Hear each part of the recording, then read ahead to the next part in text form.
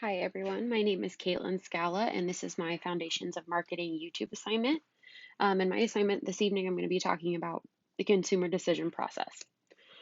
So, what is the consumer decision process? This process is represented by the steps that a consumer goes through before, during, and after making a purchase. In my project this evening, I'm going to be investigating why consumers purchase goods or services, the various types of needs a consumer goes through, and how it will end. Result of fulfilling their recognized needs affects their behavior. So, why do we shop? Most plainly, it's because we as a society have identified a need that now must be satisfied. The greater the need, the harder we will work to identify it. This identification begins the cycle. So, need recognition for many consumers, this is what begins the process. Um, it's also a need that needs to be met in the process of finding a way to meet it. So, whether it's a new pair of jeans because your favorite pair ripped, or a new kitchen sponge because the visual aesthetic of your home is now being compromised, there's a need for every consumer that everyone has, and they will work to completion to fulfill. So, the two types of needs are functional. They are directly related to the performance of a product or service. An example of that is I drove a 2000 Chevy HHR until 2018 when I realized I was spending more money by constantly replacing my headlights and servicing my engine. Um, that was resulting in me costing more money than I was prepared to spend. And I eventually decided to take action and purchase something that satisfied that. So I purchased a brand new 2018 Toyota Camry. A psychological need is related to the personal gratification a consumer associates with a product or service. An example of that is a department store. Target is my favorite example because you can go in there for one thing and leave with much more than that. So, to be successful in this, businesses have to have a good balance of functional and psychological needs that will best appeal to the target market. Businesses must be more well versed in this than the consumer themselves. So, step two is the search for information. The second step involves the search consumers go on for the various options that are there to satisfy their need. This search for information can happen in two ways, internal and external. So, internal communicates directly the knowledge that a person has of a product or service from past experience. Um, Knowing that Starbucks carries your favorite kind of coffee will in turn make you choose them over their competition.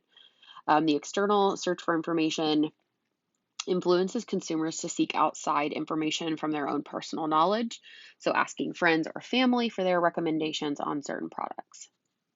So, factors that affect a consumer search process are the perceived benefit versus the perceived cost of the search. Um, Very simply, it explains that if the search is worth the time and effort it takes to find a certain product. So, the search for a product, is that worth the time and energy and effort to put into it? Example of that is going to my friends' hometowns and visiting them. Is it worth me spending the time and the gas to try and find the Starbucks that I'm in search for? If so, what if the coffee isn't as good as the one I'm used to at home? The locus of control can be internal and external as well. The internal locus of control believes that the consumer has some type of control over the outcome. Um, so consumers usually will generally work harder to achieve their goals, meaning that they believe if they have more to do with the outcome, then it will be a more beneficial outcome. The external locus of control explains that the consumer believes that fate or another external factor, be it God or the universe, is controlling all potential and possible outcomes. Um, so they believe that if they make the decision and the outcome isn't as what is expected, then it's not their fault. It is some other external factor that does not want them to succeed. The actual perceived risk, there are five different types that can delay or discourage a purchase. Performance risk is a poorly performing product that will result in a perceived danger.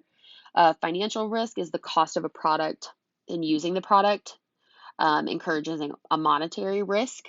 A social risk is the item that may not be accepted positively, and that the consumer will suffer because of this. Physiological or safety risks. is that actual harm will occur if the item purchased does not perform properly. An example of that is a house fire. So flames come up, the um, fire extinguisher that you have does not execute properly and your home burns. That is a physiological or safety risk. Psychological risk is the product purchase will not convey the right image to society and how that will make the consumer feel. Step three is the evaluation of alternatives. So that evaluation of alternatives typically occurs during the consumer information search, and it can be useful in easing the actual or perceived risk for the consumer. And it is the search for potential options to also aid in satisfying a need. So because I am a consumer needing to go to the grocery store, um, I know that Kroger is my cheapest and I'm sorry, my closest and most convenient option, but my cheapest option is usually Aldi. While I don't always agree with the prices at Kroger, I do like to save money and I look for other alternatives to the grocery store in my area, which has resulted in Aldi for us. And we can categorize it as an extreme food value retailer because they only stock about 1,500 SKUs at a time. It is an alternative that helps deter the perceived financial risk that I could incur by shopping at Kroger. Step four is purchase and consumption. After all of the possible information is consumed, the customer is ready to make a purchase that will satisfy the initial need. Step one, which was identified at the very beginning. If a retailer depletes stock of an intended item, a consumer has two choices to go with the alternative to the brand or product or choosing to shop elsewhere. Most retailers will turn to their conversion rates to measure how well they've converted purchase intentions into purchases. However, that purchase and consumption doesn't always occur in the store, and it's not always the result of a purchase.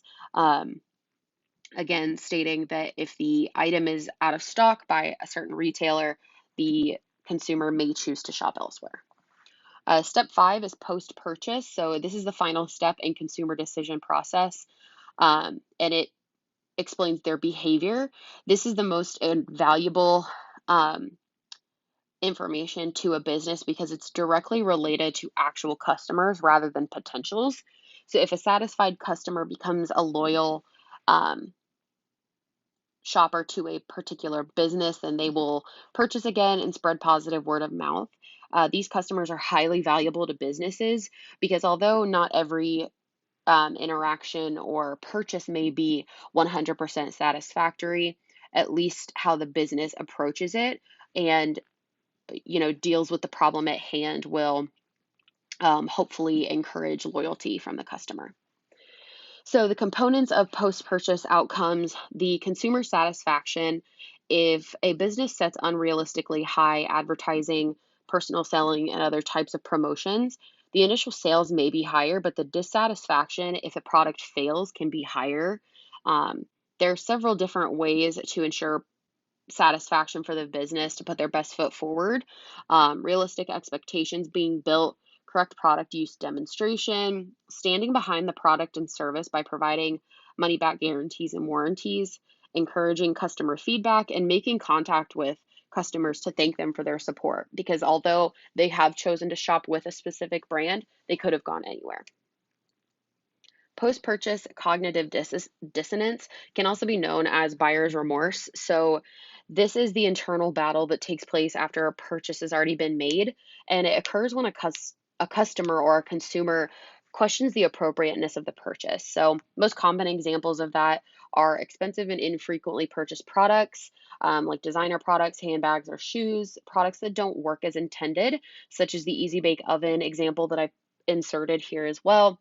And items that are associated with high levels of risk, such as motorcycles or cars. The Easy Bake Oven option that I have included was obviously intended to simulate for small children the experience of cooking, some very slight independence, and the item was later recalled in 2007 for the second time due to potential finger amputations. So this product was obviously not working as it was intended to. Undesirable consumer behavior. While consumer loyalty is the ultimate objective, not all businesses can satisfy all the needs of consumers, but the most damaging and potentially threatening part is the negative word of mouth information on specific businesses. So these reviews can be done directly on business websites, Yelp, Google, Facebook, and from unsatisfied customers to potentially new customers. PredictiveAnalyticsToday.com posted the top 9 product review platforms for 2021, and the top 3 are Bizarre Voice, Yotpo, and Trustpilot. So, customer loyalty is the attempt by businesses to solidify the relationship between their customers. And this can result in the satisfaction a customer feels when their expectations of the product that they purchase has been exceeded. This results in a developed trust between the company and the consumer, and they only purchase and shop from specific businesses, and they will recommend them to their friends and families as well. Loyal customers will only buy from certain brands and shop at certain stores, and they will not include others in that. So, if I'm personally in need of new workout clothing, I will only shop at Lululemon because I'm always satisfied with their products. They have an amazing return policy, customer service, advocates, and I have the ability to see my financial investment to the pieces be paid out for multiple years. So the last slide here is my citations page. I hope that this was informative and easy to understand. Thank you so much. And that is all.